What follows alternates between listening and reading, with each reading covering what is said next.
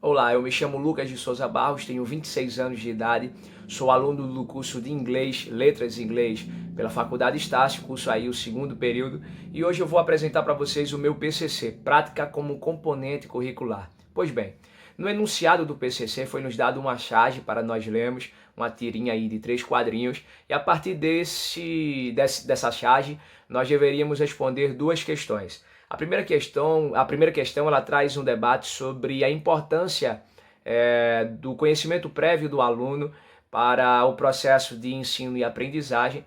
E foi nos dado um link para entrarmos num site, fazermos uma leitura aí de um texto postado para que pudéssemos abrir essa discussão. Pois bem, eu acredito que a sala de aula ela é tratada como uma via de mão dupla. A gente tem a figura do professor como mestre, como repassador de conteúdo, e a figura também do aluno que vai para ali obter esse conhecimento que é repassado pelo professor. Apesar de o professor ser a figura capacitada, a figura que adquiriu conhecimento para repassar para os seus alunos, o professor tem que ter em mente também que quando ele adentra a sala de aula, ele está adentrando um ambiente de ensino e de aprendizagem, porque ele acaba se tornando também um aprendiz passivo. Pois bem, eu tinha uma experiência muito breve que eu gostaria de contar. Quando eu tinha cerca de 4 anos de idade ainda, a minha mãe ela tinha o costume de elaborar jogos de memória, quebra-cabeça, com letras do alfabeto e também com os números, para me ensinar a formar juntar palavras, para me ensinar a poder ditar, ler. E a didática utilizada pela minha mãe me possibilitou de adentrar o ambiente escolar, ainda aos 4 anos de idade, já na frente dos demais alunos. Por quê? Porque os demais alunos, os meus colegas de classe ali, naquele período ali de maternal e jardim primário e secundário, eles não sabiam ainda formar palavras, eles ainda estavam iniciando a aprender as letras do alfabeto, A, B, C, D, E, e eu já estava como um aluno ali um pouco mais avançado.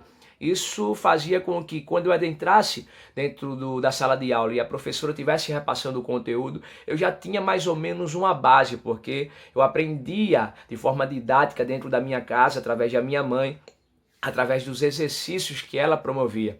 E esse conhecimento prévio foi muito importante para mim, porque a partir disso, isso foi me dando combustível para que nas demais séries que eu fui galgando ao longo da minha carreira aí, do meu período escolar, todas as vezes eu me dedicava muito a ler o livro didático antes das aulas, ainda enquanto eu estava em casa, antes de ir para a escola.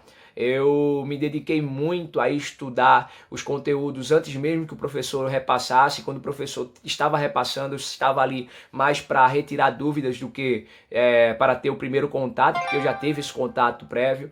E dentro das interações escolar também houve coisas bastante importantes. A escola onde eu participei promovia ensaios de organização para as comemorações dos dias festivos. Por exemplo, uma Páscoa, Natal, um dia comemorativo como o Dia da Consciência Negra e dia do descobrimento do Brasil, independência do Brasil, proclamação da República e por aí vai.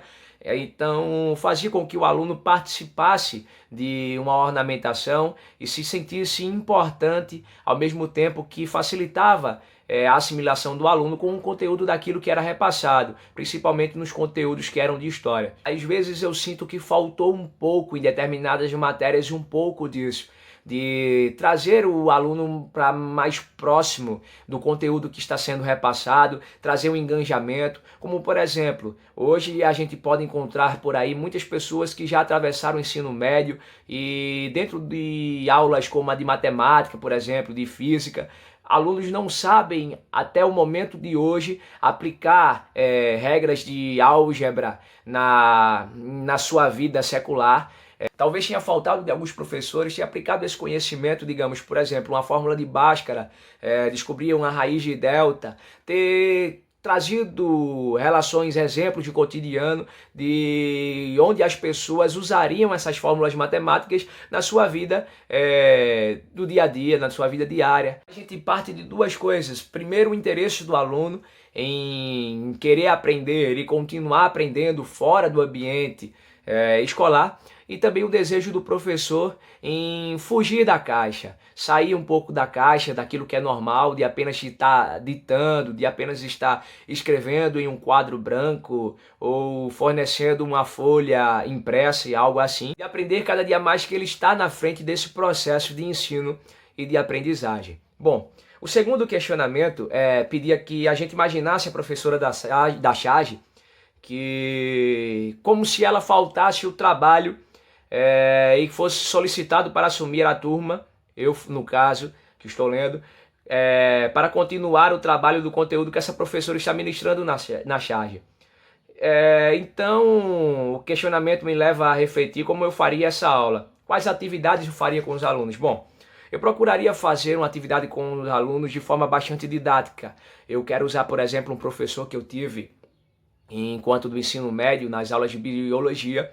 Ele pegou músicas que faziam parte do momento, músicas bastante badaladas no momento, pegou as letras delas, transformou em algo relacionado à disciplina que ele estava explicando, aproveitou-se da melodia e começou a cantar junto com os alunos dentro da sala de aula. Isso fez os alunos participarem ao mesmo tempo que fizeram com que os alunos assimilassem esse conteúdo através do uso da melodia, onde cada um ficou bem mais fácil de aprender a matéria que para alguns era tido como bastante difícil de colocar na mente, de decorar ou algo do tipo. Então eu usaria uma abordagem bastante semelhante a essa, aproveitasse da didática para trazer maior interação e engajamento com os alunos.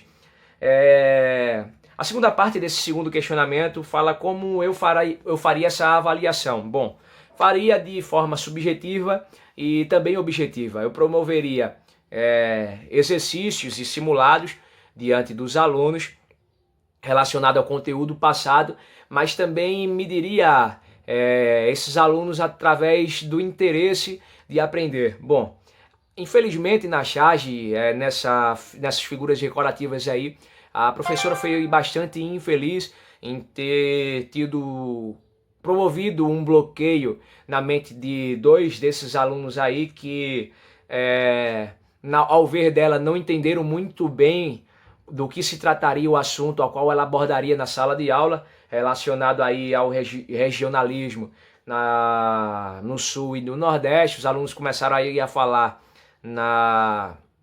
no dialeto comum dessas regiões, e a professora tratou isso aí como bobagem. A partir daí ela conseguiu um bloqueio nos alunos. Isso aí é totalmente antididático.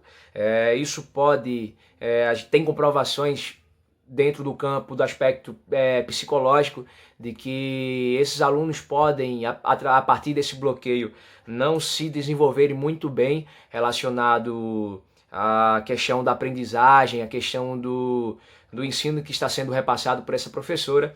Então eu usaria uma abordagem totalmente diferente. Muito pelo contrário, eu faria com que os alunos usassem exatamente disso, do conhecimento prévio que eles têm relacionado ao conteúdo que eu iria ainda abordar, e através disso, se não fosse muito bem a pegada dali, aonde eu queria carregá-los ou conduzi-los, eu começaria a mostrar outros caminhos, sem bloqueios, sempre dentro do uso bem didático possível, para que eu pudesse ter um engajamento desses alunos e a partir desse momento eles pudessem cada dia mais estar mais inseridos dentro desse ambiente aí da sala de aula como eternos aprendizes. Por último, é perguntado aí como eu responderia as considerações realizadas pelos alunos no quadro 2 da charge. São dois alunos aí em que um diz que vai finalmente poder contar um monte de histórias da sua terra, e a outra aluna aí concorda também. A professora no terceiro quadrinho, ela não gostou muito da abordagem dos dois alunos. Eu faria também o contrário. Eu diria para esses alunos e até incentivaria que eles contassem histórias da sua terra, porque o assunto está tratando de regionalismo. E por que não falarmos exatamente de experiências vividas dentro dessas regiões, inseridos aí do ambiente de cultura, do lazer, dos pontos turísticos e N fatores que poderiam ser encontrados aí dentro de cada região dessa. Se a gente tem um aluno que conviveu dentro de uma região como essa e ele tem histórias, tem experiências para contar, por que não compartilhá-la com os alunos também? Isso seria bastante importante, porque estaria também uma interação de aluno para com o aluno. Promoveria aí um ambiente menos engessado e de aprendizado constante. Bom, essa é a minha abordagem relacionada a esse PCC, essa prática aí componente curricular. Esse é o meu pensamento com relação à charge. Eu fico feliz por participar de uma atividade, um trabalho como esse, que demonstra a importância da didática relacionada ao ambiente de ensino e de aprendizagem, não só dentro do ambiente escolar, como também a didática é importante também dentro do ambiente de trabalho e também em muitas áreas da nossa vida, enfim, o nosso cotidiano. Quando a nossa vida se torna cada vez mais didática, a gente sai um pouco mais do comum, a gente tem interações melhores, a gente tem aprendizados melhores também. Eu agradeço a todos e tenham um bom dia.